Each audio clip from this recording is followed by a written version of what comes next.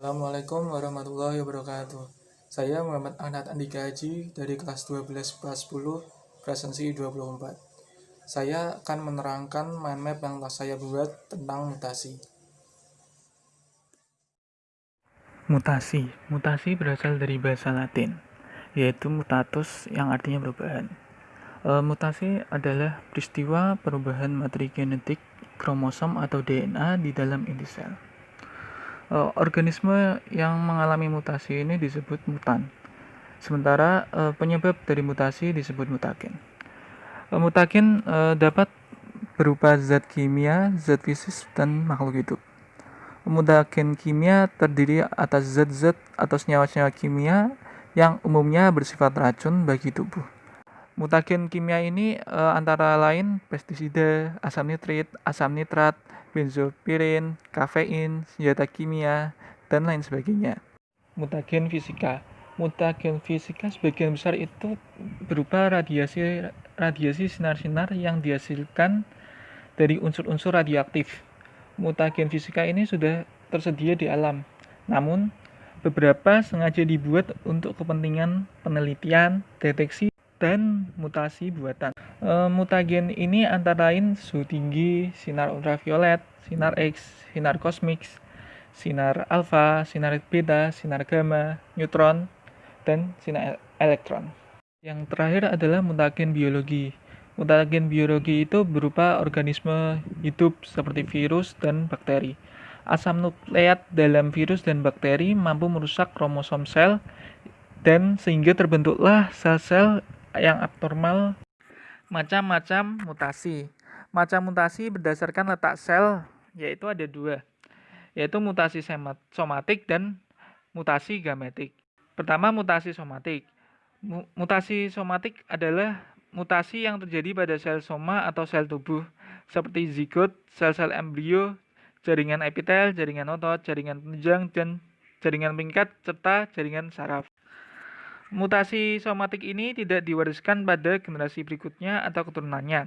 Mutasi somatik terjadi pada sel yang sedang aktif membelah, seperti dalam embrio, dapat mengakibatkan keabnormalan ketika lahir. Sebaliknya, jika mutasi terjadi pada sel dewasa, misalnya pada epitel, akibat keabnormalannya makin kecil dan dapat ditolerir. Contoh mutasi somatik pada orang dewasa adalah karsinoma atau kanker kulit di sekitar mata yang sel-sel penyusun kulit terus-menerus membelah dan tidak terkontrol. Kedua adalah mutasi gametik. Mutasi gametik yaitu mutasi yang terjadi pada sel gamet. Mutasi gametik dapat diwariskan pada keturunannya. Perubahan genetik yang begitu besar pada sel gamet dapat mengakibatkan sel gamet mati. Namun, apabila perubahan genetik tidak begitu besar, sel gamet dapat melakukan pembuahan.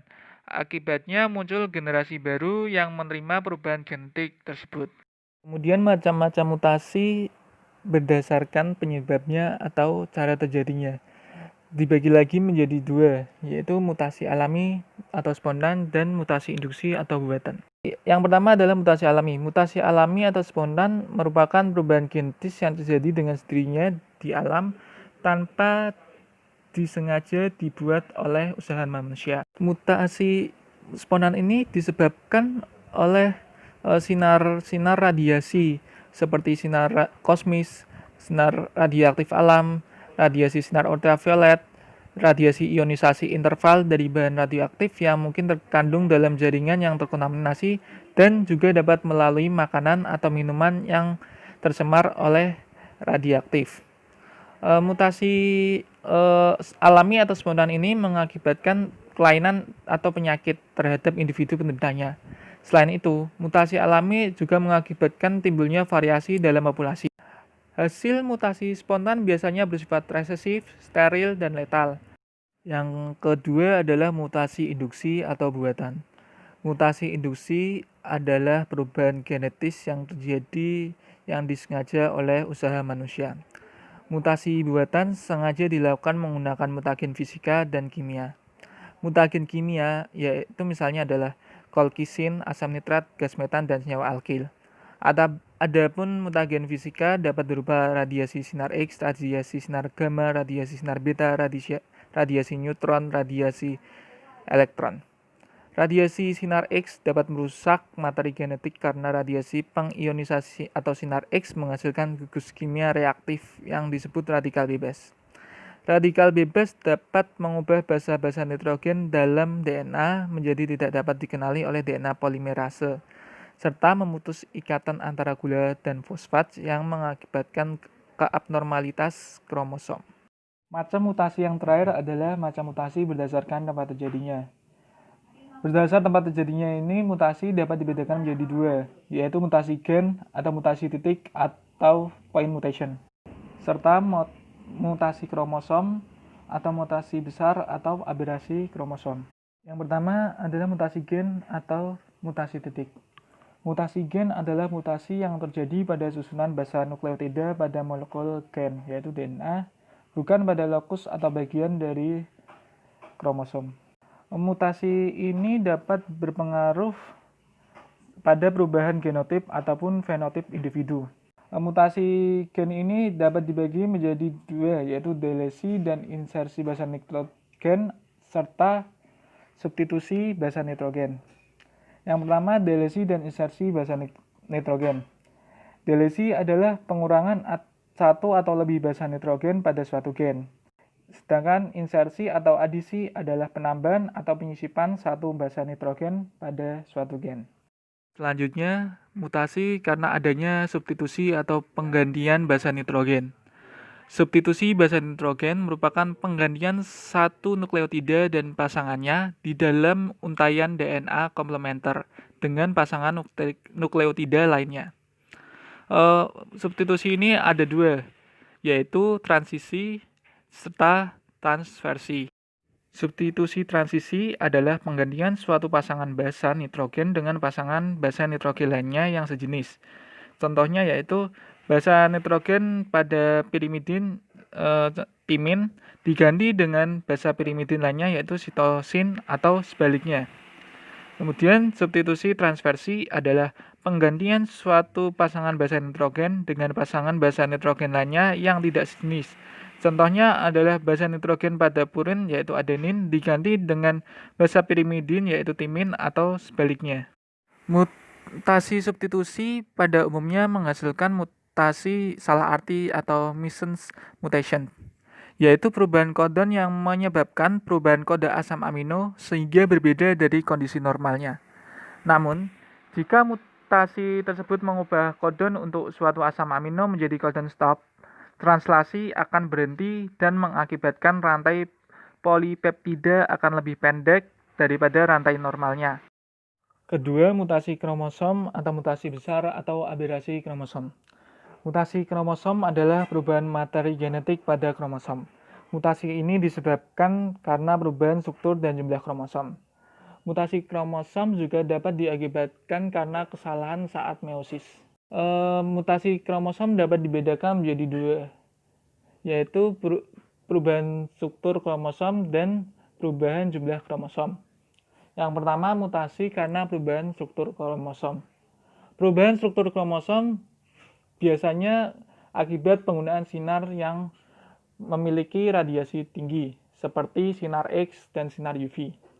Kromosom yang terkena sinar-sinar tersebut akan patah. Bagian patah tidak memiliki telomer. Telomer memiliki fungsi sebagai penghalang kromosom-kromosom bersambungan pada ujung kromosom lainnya. Karena tidak memiliki telomer, potongan kromosom yang patah dapat bersambungan dengan potongan kromosom lainnya.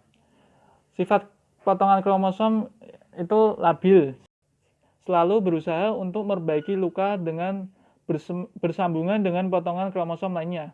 Dengan demikian, susunan bahan genetik pada kromosom dapat mengalami banyak perubahan, sehingga mengakibatkan terjadinya kelainan pada individu. Perubahan struktur kromosom dapat dibedakan lagi menjadi 4, yaitu delesi dan duplikasi, inversi, translokasi, serta katenasi. Pertama, delesi dan duplikasi. Delesi adalah peristiwa hilangnya sebagian segmen kromosom karena patah. Kemudian segmen patahan tersebut menempel pada kromosom lain yang sehomolog. Sedangkan duplikasi adalah peristiwa kelebihan atau bertambahnya segmen kromosom.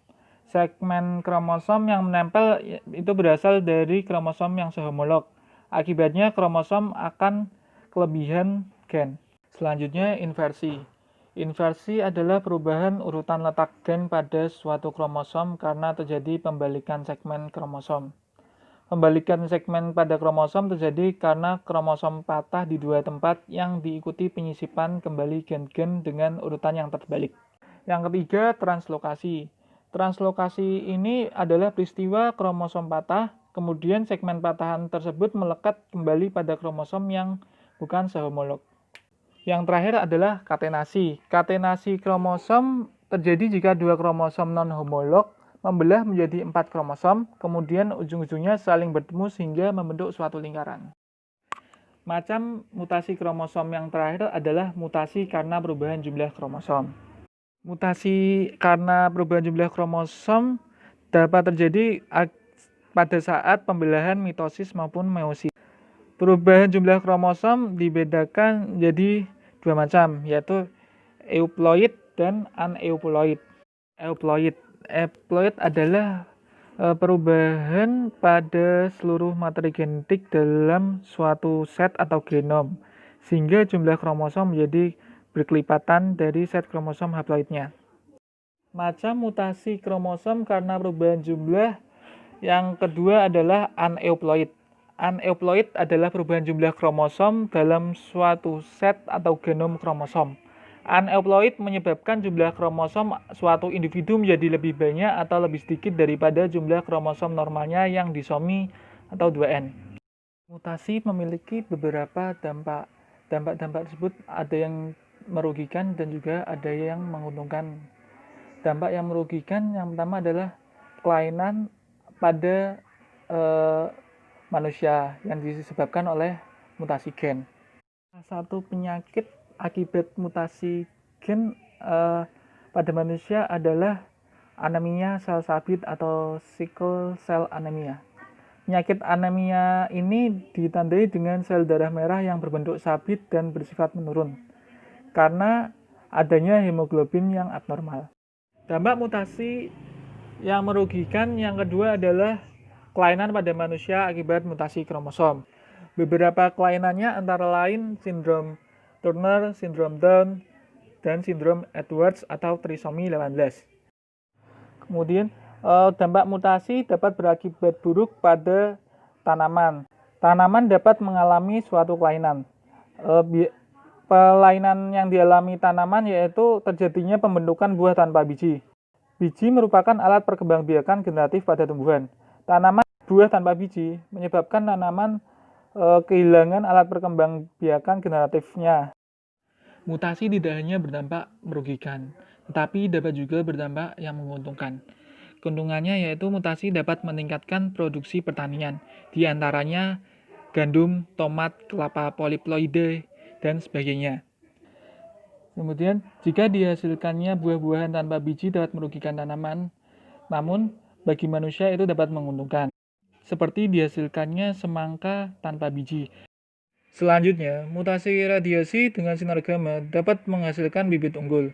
Contohnya pada padi pelita 1 dan 2 menghasilkan padi jenis atomita 1 dan 2, di mana bibit unggul ini mempunyai kelebihan tahan terhadap lereng coklat dan bakteri Xanthomonas oryzae yang dapat toleran terhadap air asin.